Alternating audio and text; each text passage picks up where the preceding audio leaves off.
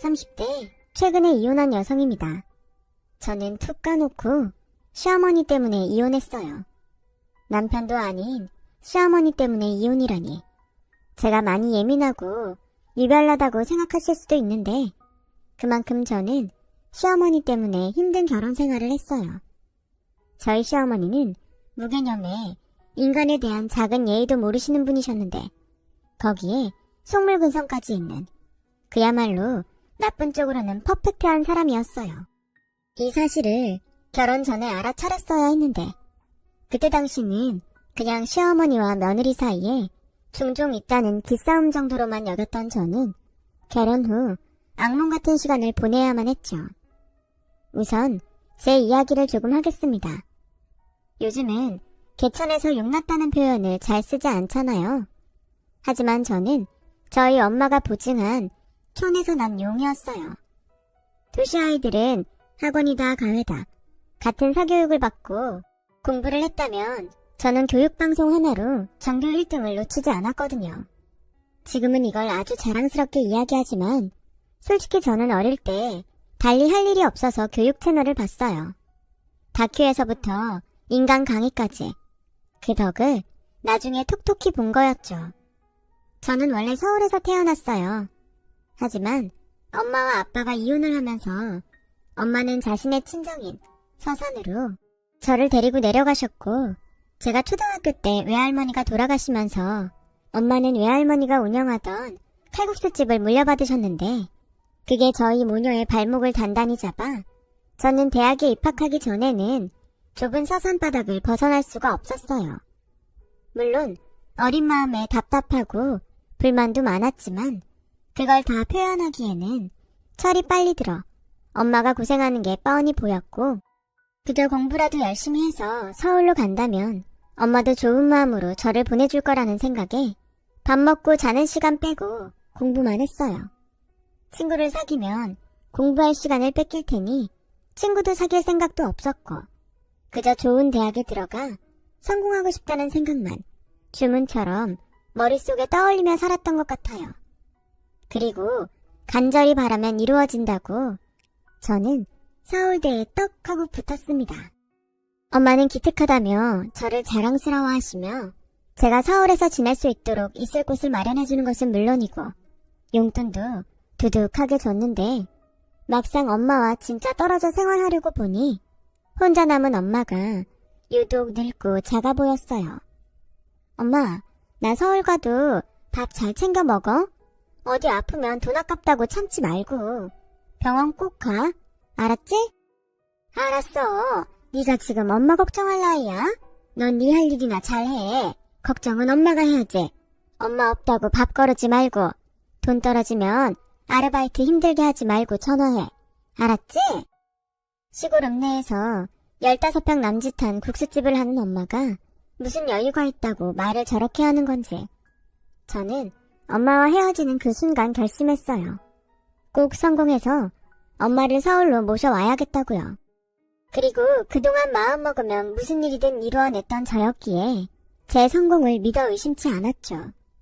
대학에 들어가서도 대기업에 취직하겠다는 일념으로 대학생활을 하니 의외로 취업의 문턱은 그리 높지 않았어요.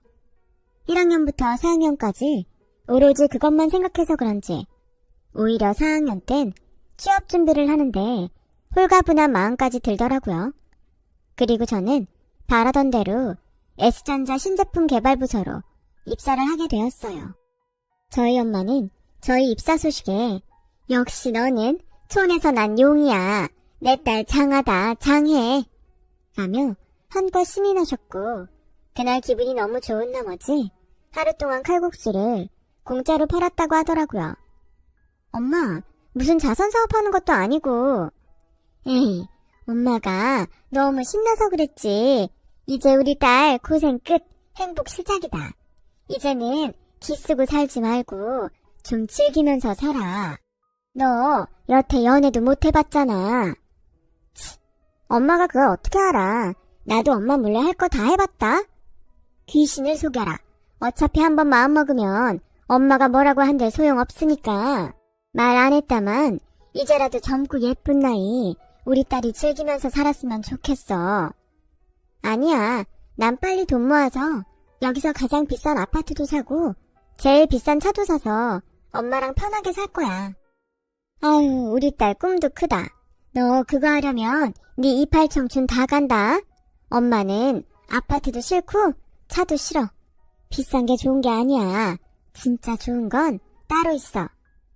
그게 뭔데? 글쎄, 이제부터 네가 알아내야지. 네가 좋아하는 걸 엄마한테 물어보면 어떡해. 그러니까 우리 딸 많이 즐기고 누려. 엄마는 지금까지 우리 딸이 보여준 걸로 충분히 호강했어. 저는 엄마의 말을 듣고 생각했어요. 세상에서 좋은 것은 정해져 있는데 진짜 좋은 것이 따로 있다니. 그리고 그 궁금증은 제가 아닌 다른 사람이 풀어주게 되었어요. 그 사람이 저희 전남편이란 작자였어요. 저와 전남편은 같은 직장에서 만났어요. 남편은 저보다 6살이 많은 사람이었는데 저희 부서에서 거의 연예인 같은 존재였죠. 잘생긴 외모, 큰 키, 게다가 유머러스한데 일까지 잘하니 어느 여자가 싫어하겠어요. 그래서 저희 부서는 물론이고 다른 부서 여사원들은 남편과 어떻게 잘 해보려고 호시탐탐 기회를 엿보더군요. 저는 너무 주변에서 안달을 내니 그의 반작용으로 그 사람을 경계하며 내가 저 사람보다 일 더 잘해서 승진 빨리 해야지 라는 생각을 하게 되었어요. 그래서 닥치는 대로 일을 하게 되었습니다. 맡은 일은 물론이고 부서에서 필요한 일은 찾아가며 일을 했는데 그 모습이 팀장님에게 제대로 눈도장을 찍게 되면서 저는 남편과 묘한 경쟁을 하게 되었고 참 아이러니하게도 경쟁하다가 저는 남편과 눈이 맞아버리는 황당한 결과를 초래했어요. 민주씨는 내가 그렇게 싫어요? 난 민주씨한테 잘못한 기억이 없는데. 잘못하신 적 없으세요. 그렇죠? 근데 왜 나는 자꾸 민주씨가 나를 경계하는 것 같죠? 아, 그런 적 없는데. 에이, 아닌데. 보통 여자가 남자를 경계하는 경우는 딱 2가지죠. 첫째, 남자가 큰 잘못을 했을 경우. 둘째, 여자가 남자를 좋아해서 의식하는 경우. 근데 난 민주씨한테 큰 잘못을 한 적이 없으니 민주씨가 나를 좋아하나 보네요. 뭐라고요? 무슨 그런 논리가 있어요. 그거 모르죠? 본인이 지금 엄청 귀엽다는 거. 그럼 이렇게 하죠. 민주씨가 아니라 내가 민주씨를 좋아하는 걸로요. 처음엔 뭔 수작인가 싶었던 남편의 말은 점점 밀려오는 파도처럼 제 마음을 휩쓸기 시작하더라고요. 엄마의 말대로 그동안 연애 경험이 없던 저는 남편에게 완전히 넘어가 버리게 되었어요. 저희 이상한 경쟁심과 오기를 빼고 생각하니 저야말로 남편을 밀어낼 이유가 없더라고요.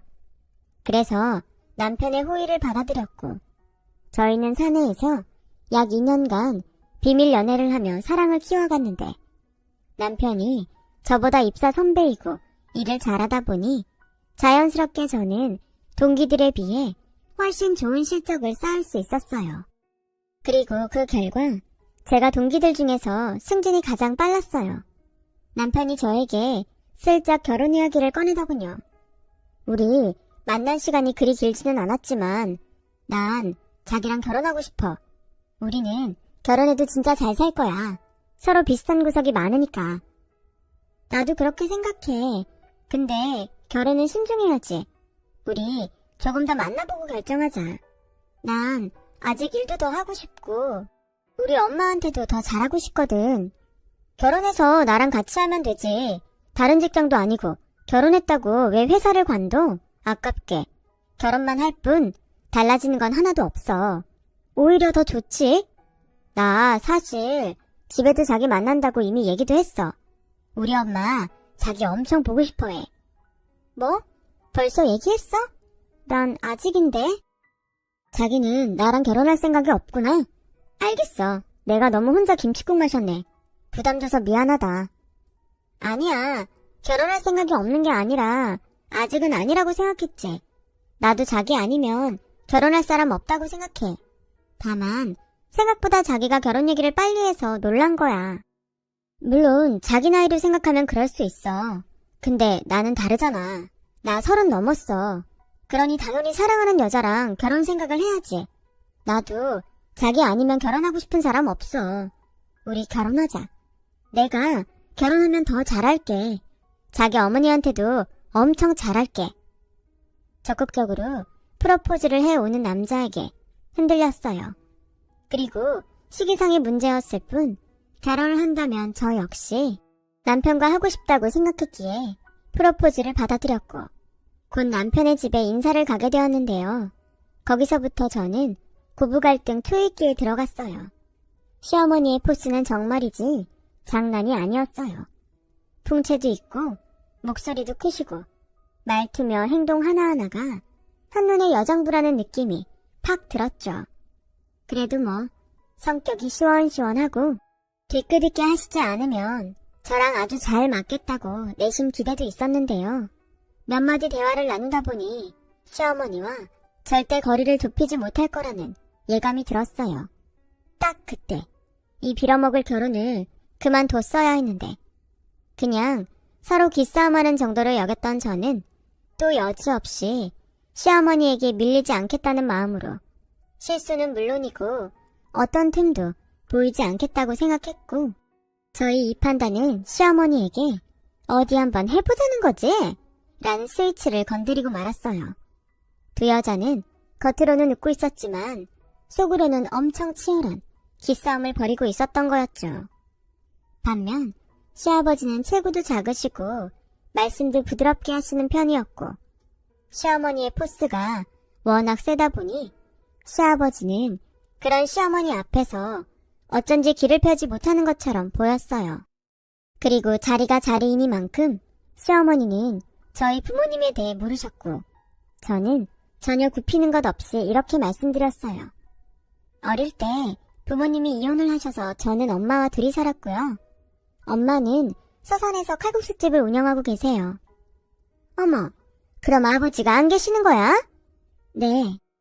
뭐 문제라도 있었니? 도박을 했다든지 아니면 여자 문제? 그런 것도 아니면 혹시 가정폭력 뭐 그런 건 아니었지? 네가 기분 나쁠 수도 있지만 이건 사실 엄청 중요한 일이다. 기분 나쁘지 않습니다. 제가 알기로는 아빠가 친구랑 사람을 너무 좋아해서 집안을 소홀히 하신 걸로 알아요. 아, 그래. 뭐 그 정도면 됐다.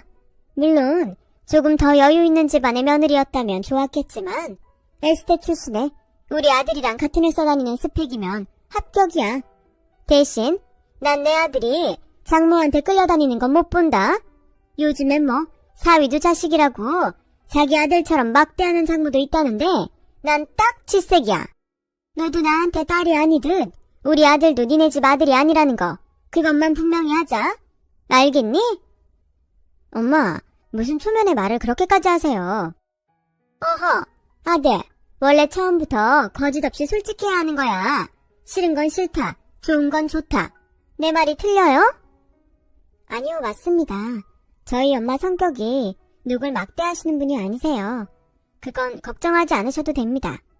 대신 저도 며느리라고 막대하시는 건 싫어요. 어머님 말씀대로 싫은 건 처음부터 말해야 할 것 같아서요. 어머머, 요즘 젊은 사람들은 정말 대범하네. 그래요, 기억할게요. 아, 이제 말라도 되지? 어차피 가족들 사이인데. 저는 그렇게 신경전을 벌이며 시부모님과 첫 대면을 했어요. 생각해보니 그날 저는 시아버지의 목소리도 제대로 들어보지 못한 것 같네요. 그 정도로 시댁의 분위기는 시어머니 위주로 흘렀고 결혼 준비 역시 시어머니는 자신이 주도권을 잡은 듯 자신의 뜻을 서슴없이 이야기하는데 순간 이게 제 결혼식인지 시어머니 결혼식인지 헷갈릴 지경이었어요. 식장은 두 번째 가본 곳이 좋은 것 같다. 거기로 잡고 웨딩드레스는 너무 요란하지 않은 걸로 입어. 너무 화려하면 오히려 촌스럽다. 그리고 네 엄마랑 내 한복은 같은 곳에서 맞추자. 괜히 따로따로 준비하면 요상하게 튀더라. 아무래도 시골은 어쩔 수 없이 티가 나니까 네 어머니한테 한번 올라오시라고 전해라. 그리고 혼수는 내가 먼저 리스트를 만들어 봤는데 예산 좀 맞춰봐. 신혼집도 저도 보태서 구하는데 혼수며 결혼 준비까지 당신이 하나하나 개입하는 게 기분이 좋지는 않았어요. 그래서 한 번은 참다 이야기를 슬쩍 꺼냈는데요. 그때 시어머니의 표정을 저는 지금도 잊을 수 없어요. 어머님, 신경 써주시는 건 너무 감사한데 결혼식 준비랑 혼수 준비는 저희가 알아서 할게요. 저희 결혼식이잖아요. 어머, 너 지금 나한테 간섭하지 말라는 거니? 네. 어머머머? 너는 아직 10도 오기 전에 시어머니한테 대드는 거야? 어머님이 처음부터 좋고 싫은 건 이야기하는 거라고 하셨잖아요. 참고는 하는데 결정은 저랑 기영씨가 해야 하는 게 맞는 것 같아서요. 어머님이 비용을 다 내시는 게 아니잖아요. 얘가 지금 뭐라는 거야? 너 솔직한 거랑 되바라진 거는 다르다? 어른한테 할 말 못할 말 구별도 못하니? 어머, 뒷목 땡기네. 여보, 나 물 좀 갖다 줘요. 기분 상하셨다면 죄송해요. 하지만 저희가 준비해야 할 건 저희가 알아서 하겠습니다. 예산 문제도 있고 취향 문제도 있으니까요. 이해해 주세요. 저는 그렇게 말하고 그 자리를 벗어났어요. 시어머니는 화가 나셔서 귀까지 빨갛게 달아오르셨고 연신 여보! 여보!를 외치시는데 뒤통수가 따갑더라고요. 하지만 저는 그때의 제 행동을 후회하지 않아요. 만약 참았다 해도 언제고 터질 것이 분명하니까요. 그렇게 삐딱하게 시작된 저희의 결혼은 초반부터 쉽지 않았죠. 시어머니는 특히나 뒤끝이 정말 길었는데요. 제가 결혼하고 6개월이 넘어갔는데도 저에게는 물론이고 집에 오는 친척들에게 제가 자기한테 초반부터 도전을 했다며 대놓고 저의 험담을 하셨어요. 당연히 기분이 좋을 일은 없었지만 결과적으로 결혼식이며 혼수를 제가 원하는 대로 했기에 어느 정도는 참고 넘기려고 했거든요.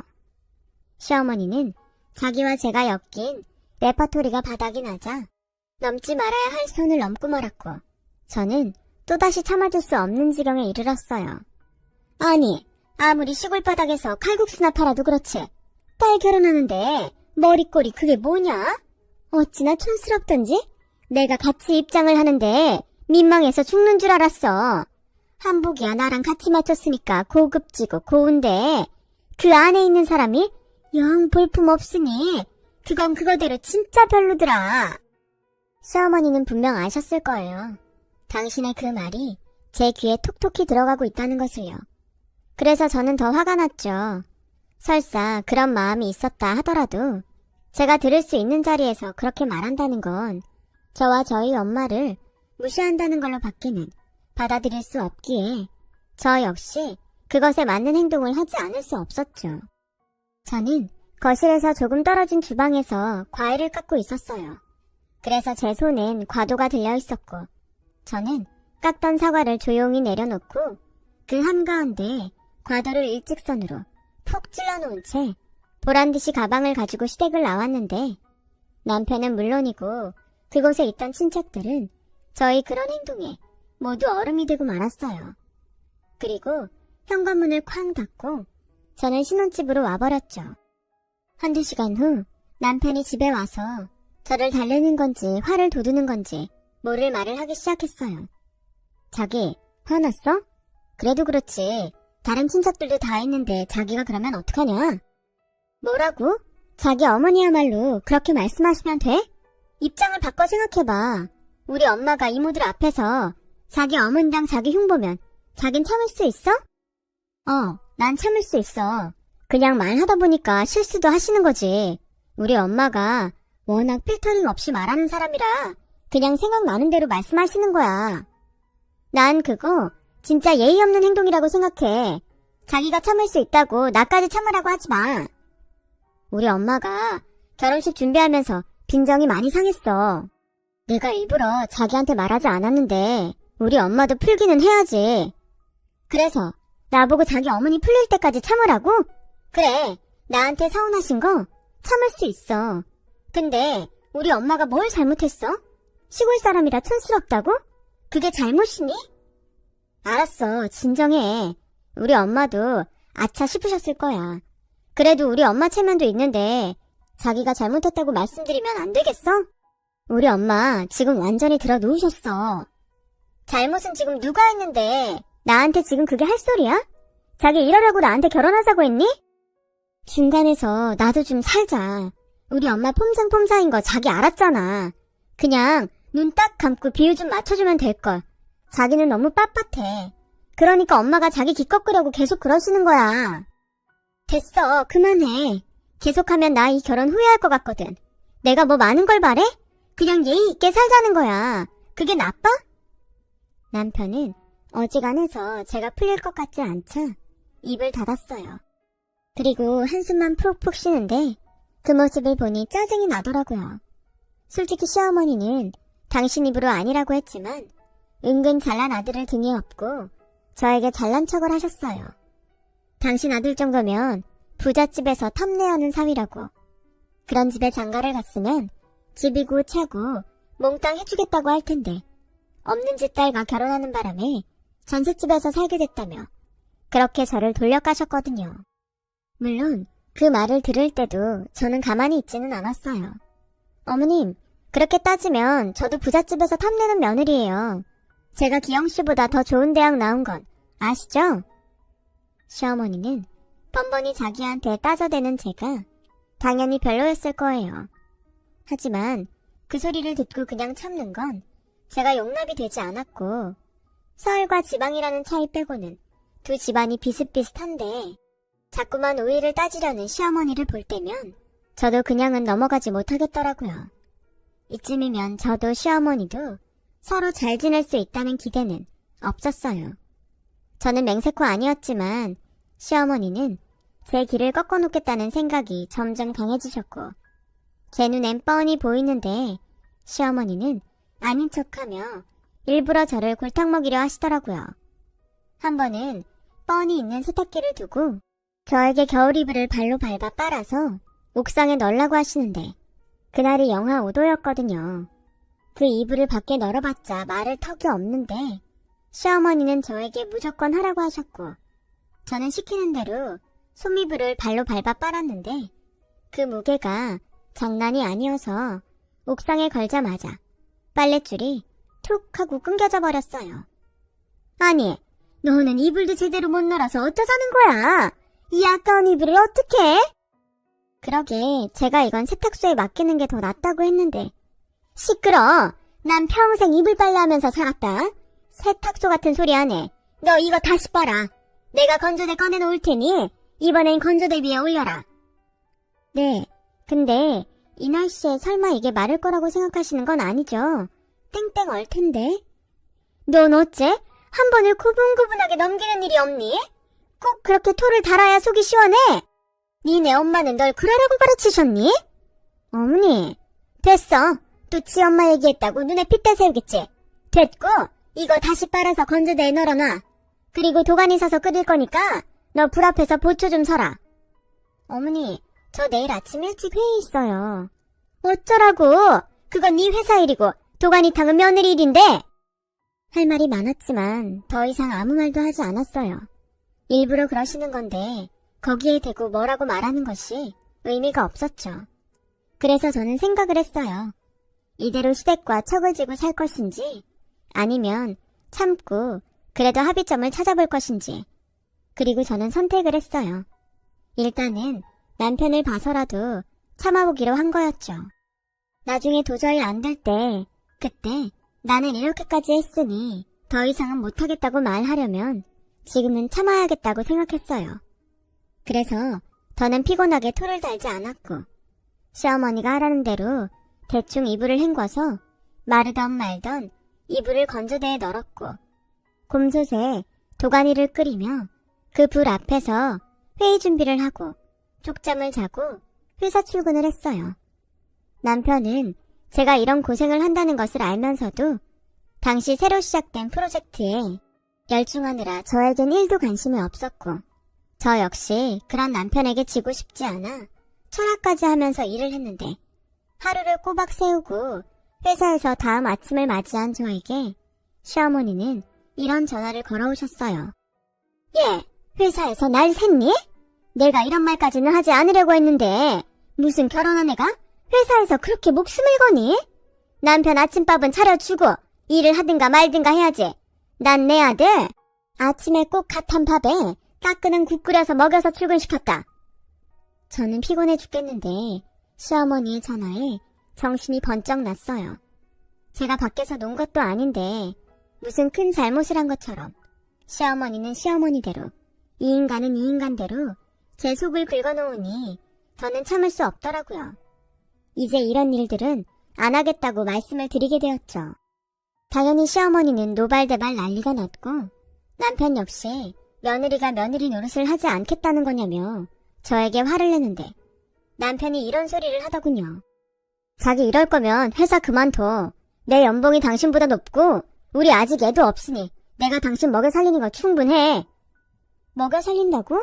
왜? 나 능력 있어. 내가 왜 회사를 그만둬? 자기가 자꾸 일한다는 핑계로 우리 엄마랑 부딪히니까 그런 거잖아. 핑계? 자기는 지금 자기 어머니가 맞다고 생각해? 누가 봐도 억지고 심술이야. 나 그래도 참고 하라는 대로 했어. 자기 추워 죽겠는데 손밑을 빨아봤니? 당신은 편하게 침대에서 자는데 곰솥 앞에서 쪽잠 자고 출근하면서 나 아무 말 안 했다. 지금 하잖아. 며느리가 며느리 일하는데 지금 나한테 유세 떠는 거야? 아, 그래? 며느리 일? 그럼 상위 일은 뭐야? 자기가 분명히 말했지? 우리 엄마한테 잘한다고. 근데 자기 우리 엄마한테 마지막으로 전화한 게 언제야? 그야 서로 바쁘고 생활 패턴이 다르잖아. 나도 달라. 근데 자기 어머니는 그냥 다 무시하고 자기한테 맞추라고 하시잖아. 어째 점점 말이 심해진다? 시어머니한테 자기? 말 돌리지 마. 머리 나쁘지 않잖아. 입장 바꿔 생각하면 답 딱 나올걸. 왜 모른 척해? 팔은 안으로 굽는다는 거야? 진짜 실망이다. 저는 그날 이후로 남편과 거리가 생겼어요. 언제고 이렇게 될 거라고 예상은 했어요.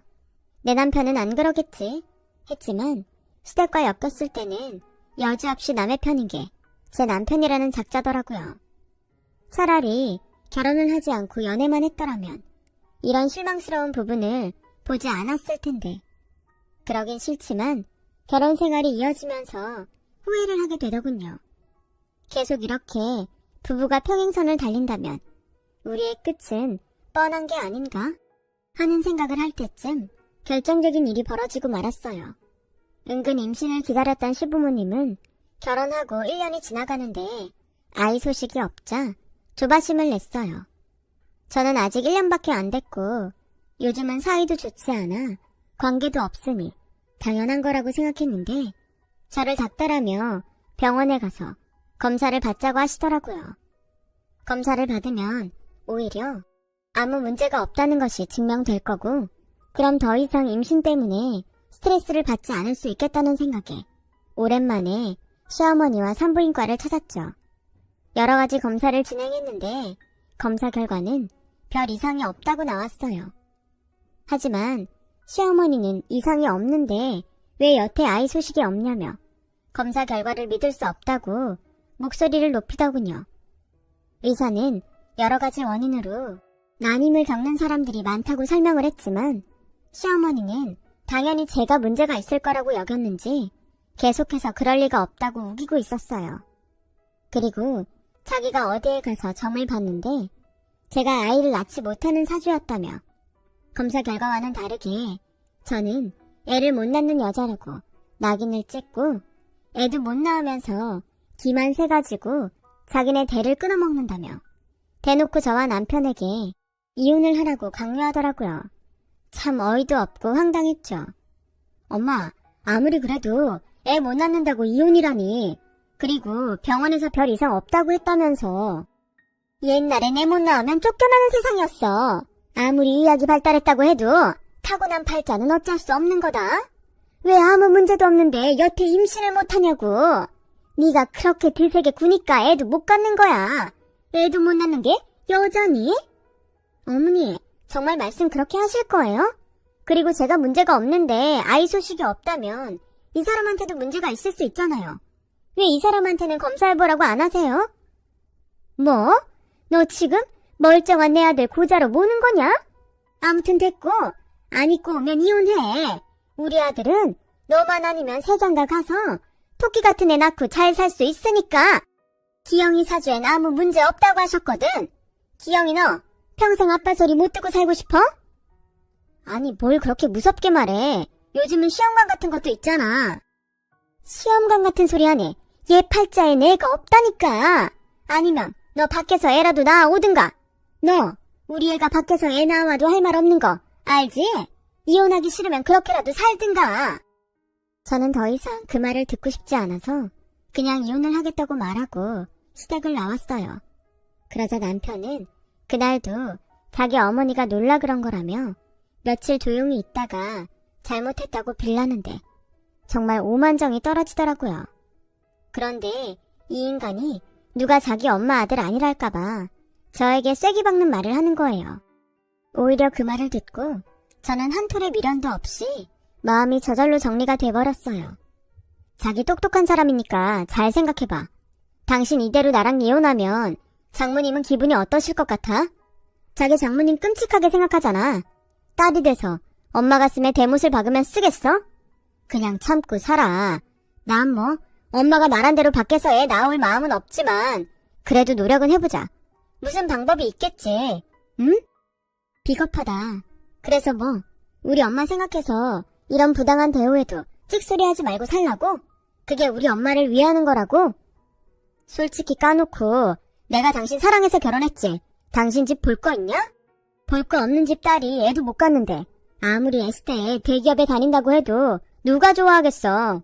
그냥 성질 죽이고 내 옆에 있어. 난 그래도 당신 버릴 생각은 없다니까. 정말 쌍으로 논다는 그 말이 이 순간 그렇게 들어맞을 수가 없었어요. 저는 마치 선심을 쓰겠다는 듯 말하는 남편에게 됐다고? 너 아니어도 나는 잘 살 수 있으니 당장 이혼하자고 말했죠. 다음날 이혼 서류를 들고 들어왔어요. 그리고 어차피 신혼집 구할 때 제가 보탰던 돈은 결혼하고 모으던 통장에서 뺐습니다. 그리고 간단히 짐을 싸서 나왔어요. 제가 장만했던 혼수들은 모두 중고 사이트에 올려 정리를 하는데 생각보다 물건이 금방금방 팔리더군요. 저는 일부러 중고 거래를 한 날짜에 모두 맞췄고 제가 워낙 저렴한 가격에 내놔서 사람들은 제 시간에 모두 맞춰줘서 신혼집은 그야말로 하루 만에 텅텅 비게 되었어요. 당신 미쳤니? 우리 아직 이혼 안 했어. 내가 아직 도장 안 찍었다고. 누구 맘대로 짐을 빼. 다시 안 갖다 놔? 다시 갖다 놓으라고? 내가 왜? 내 돈으로 산 물건들인데. 그리고 도장 안 찍은 건 당신이지. 난 이미 도장도 찍었고 당신이랑 살 마음도 없어. 당신이 바라는 대로 좋은 집에 새 장가 가. 그 여자는 과연 개념 없는 당신 어머니 감당할 수 있을까? 아무튼 이혼 서류에 도장이나 빨리 찍어. 아님 나 소송한다. 저는 짐이 빠져 놀란 남편의 전화에 한바탕 하고 전화를 끊었어요. 그리고 쓸 수 있는 월차를 모두 긁어 휴가를 내고 서산 친정에 내려갔는데 가게에서 일하는 엄마의 모습을 보는 순간 참았던 눈물이 왈칵 쏟아졌어요. 성공해서 엄마를 모셔오겠다고 큰 소리 쳐놓고 이 모양 이 꼴이 된 제가 그렇게 한심할 수가 없었죠. 하지만 엄마는 제 등을 쓸어주며 무조건 괜찮다고 해주시더라고요. 제가 이혼을 하게 됐다는 말을 하자 엄마는 잠시 생각을 하더니 이렇게 말씀하셨어요. 그동안 말도 못하고 얼마나 힘들었어. 힘들면 힘들다고 엄마한테 말을 하지. 그럼 엄마가 당장이라도 올라가서 그 집구석 엎어버렸을 텐데. 엄마가 무슨? 평생 화도 제대로 못 내고 살았으면서. 너? 엄마가 너보다 이혼 선배다? 어떤 여자가 이혼하면서 화도 안 내고 이혼을 하니? 그리고 네가 내 딸인데 네 성질만 봐도 알지. 엄마가 안 해서 그렇지 내가 너보다 더하면 더했지 덜하지 않다. 당장 그 자식한테 이혼 서류에 도장 안 찍으면 소송한다고 해. 이럴수록 속전속결로 끝내야 하는 거야. 저는 의외의 엄마의 말에 눈물도 쏙 들어갔어요. 엄마에게 미안하고 볼 면목이 없다고 생각했는데 오히려 엄마의 말을 들으니 위안은 물론이고 다시 잘 살 수 있다는 용기가 생겨나는 것 같았어요. 그래서 저는 엄마가 시키는 대로 남편에게 으름장을 놨고 다음날 시어머니가 엄마가 일하는 가게로 왔더군요. 마침 가게에서 엄마를 돕던 저는 반갑지 않은 손님에 눈살을 찌푸렸죠. 그러는 사이 시어머니는 엄마의 가게를 기분 나쁜 얼굴로 훑어보고 이렇게 말씀하셨어요. 이런 구질구질한 곳에서 어떻게 장사를 하지? 아무리 시골 바닥이라고 하지만 정말 별로네. 저는 여기까지 쫓아와서 왜 저러는지 화가 나더라고요. 당장 가게에서 내쫓으려 했어요. 그런데 저희 엄마가 저보다 먼저 시어머니 앞에 나섰어요. 그날 저는 살다 저희 엄마의 그런 면을 처음 보게 되었어요. 여기까지 왜 오셨는지 모르겠지만 용건만 말하고 돌아가세요. 용건이요? 저는 애들 이혼 찬성입니다. 애당초 급이 맞지 않았어요. 모녀가 쌍으로 이혼을 하길 바란다고 해서 제가 확인차 이렇게 내려왔네요. 그래요? 그럼 확인하셨으니 이만 가시면 되겠네요. 그리고 아까 급이라고 하셨나요? 어떤 급을 말씀하시는지 저는 영 모르겠어서. 모를 리가요. 두 집이 이렇게 다른데 우린 그래도 서울의 아파트는 아니지만 집 한 채는 가지고 있어요. 그거 팔면 서울 외곽에서 노후는 편하게 지낼 수 있는데 사돈은 이런 코딱지만한 가게에서 노후 대비는 되시겠어요? 설마 노후는 딸한테 기대 사시려고요? 뭐 이젠 제가 알 바도 아니네요. 근데 우리 아들은 인물도 좋고 직업도 좋으니 새장가 가는 건 문제 없는데 따님은 어떻게 해요? 어디 애 딸린 호라비 자리라도 제가 한번 알아봐 드릴까요? 뭐예요? 내가 듣자 하니까 우리 애가 왜 그렇게 이혼을 하고 싶었나 알 것 같네요. 아니, 이런 집구석인 줄도 모르고 허락한 내가 천치였어요. 급이라고 했나요? 네, 다르다면 다르죠. 서울 외곽에서 노후를 보내시게요. 저는 서울에서 우리 딸이랑 노후를 보낼 겁니다. 저 일 안 해도 월세 받으면서 편하게 살 수 있어요. 이 가게는 저희 엄마가 해오신 가게라 워낙 단골이 많으셔서 힘 닿는 데까지 하는 겁니다. 내가 있는 척을 안 해서 그렇지 돈이라면 남부럽지 않게 있어요. 애를 못 낳는 팔자라고요? 그 점쟁이 누구예요? 병원에서 검사 결과에 아무 문제 없다는 걸 무슨 근거로 애를 불임으로 몰아요? 내 참 별 미친 소리를 다 듣네. 그리고 난 내 딸이 임신을 원하지 않으면 그게 뭐가 됐든 애 낳지 말라고 할 겁니다. 난 내 딸 행복이 제일 중요하니까. 근데 그런 피 같은 내 딸을 당신이 어떻게 했지? 지금 당장 나가. 양가가 이렇게 바라는 이혼이니 그쪽 아들한테 꾸물거리지 말고 도장이나 찍으라고 하세요. 어머, 돈이 많다고요? 월세를 받는다니? 사돈, 지금 거짓말을 하는 건 아니죠? 시어머니는 저희 엄마의 말에 믿지 못하겠다는 얼굴을 하셨어요. 그러자 저 구석에서 대화를 들으며 식사를 하던 손님이 나서서 이렇게 말씀하셨어요. 거기 아줌마, 이분 여기 동네에서 제일 부자예요. 여기 건물도 여기 주인분 건데. 아줌마, 지금 자기 발로 복을 뻥 하고 타셨네. 정말인가요? 예, 너 이게 사실이야? 아니 왜 이런 중요한 말을 여태 안 했어? 있으면 있다고 해야지. 무슨 모녀가 있으면서 없는 척을 해. 그게 이상한가요? 나는 없는데 있는 척하는 댁이 더 이상하네요. 당장 꺼져요. 소금 한 바가지 뿌리고 싶은 거 용케 참고 있으니까. 아니 사돈, 우리 이야기를 좀 다시 처음부터 해보면 어떨까요? 아직 애들이 갈라선 것도 아니고. 민주야, 소금 가져와라. 아주 바가지에 가득 담아와. 사돈, 제가 잘못했습니다. 며느리가 너무 기가 세서 그것 좀 꺾으려고 했어요. 뭘 믿고 저렇게 애가 당당한가 했더니 믿는 구석이 있었네. 네, 우리 딸 뒤에는 내가 있어요. 그래서 당신 같은 시어머니, 당신 같은 아들 사위 내가 못 봅니다. 아니 안 봅니다. 사돈, 그러지 마시고 기회를 한 번만 더 주세요. 그럼 제가 따님을 제 딸처럼 받들고 살게요. 제가 점쟁이 말에 잠시 미쳤었나 봅니다. 시어머니는 급기야 저희 엄마의 옷자락을 잡으셨어요. 그러자 저희 엄마는 제가 가지고 온 소금 바가지를 시어머니에게 쏟아버리셨고, 소금을 뒤집어 쓴 시어머니는 놀라서 그 자리에서 얼음이 되었죠. 금세 이 모습을 보겠다고 사람들이 모여든 탓에 시어머니는 그야말로 개망신을 당하고 도망치듯 가게를 빠져나갔어요. 그리고 자존심에 당장 남편에게 이혼하라고 하실 줄 알았는데 오히려 남편은 자기 엄마의 말을 듣고 저에게 가식적인 사과를 했고 저는 그 길로 변호사를 선임해버렸어요. 어차피 나눌 재산도 없고 그동안 당한 정신적인 피해보상금 조금 얹어서 이혼 소송을 했는데 고맙게도 시어머니가 저희 엄마 가게에 와주셔서 증인이 넘쳐났고 그 덕에 저는 생각보다 빠른 이혼을 할 수 있었어요. 물론 회사에도 소문이 일파만파 퍼졌지만 저는 회사를 그만두고 싶지 않았습니다.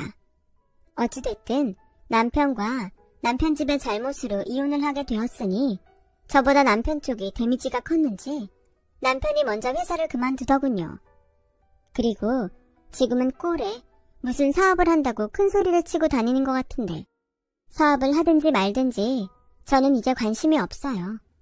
그저 소중한 인연이라고 믿었던 사람의 더러운 끝을 보게 된 것이 유감이라면 유감이었죠. 이제 다시 처음부터 시작한다는 마음으로 열심히 살고 있어요. 그리고 결혼을 하는 바람에 이루지 못했던 일을 실현하게 되었는데 엄마가 그간의 고집을 꺾고 서울로 올라오시기로 하셨어요. 물론 가게 일을 완전히 놓지는 못하셔서 일주일에 3번은 서산에 가겠다고 하시는데 그게 어디예요. 저는 그저 평생 싫다는 서울살이를 결심해준 엄마에게 고마울 따름이죠. 이제는 목표도 중요하지만 엄마와 함께 일상을 나누며 시간을 함께 보내는 것에 의미를 두려고 해요. 불행한 결혼생활 후유증인지 제 옆을 지켜주는 엄마와 더 많은 시간을 함께하고 싶어졌거든요. 엄마와 딸이라는 사이가 그런 건가 봐요. 어릴 때보다 지금이 더 애틋하고 소중하기만 하네요. 앞으로 주어진 상황 속에서 최선을 다해 일하고 또 최선을 다해 행복해지려고 합니다. 예전에 저희 엄마가 진짜 좋은 건 제가 알아내야 한다고 말씀하셨는데 이제야 조금씩 제가 무엇을 좋아하고 원하는지 알 수 있을 것 같아요. 여러분들은 어떨 때 가장 행복하세요? 답을 꼭 찾아내시길 바라며 저는 저의 이야기를 마치려 합니다. 지금까지 저의 이야기 들어주셔서 너무너무 감사드립니다.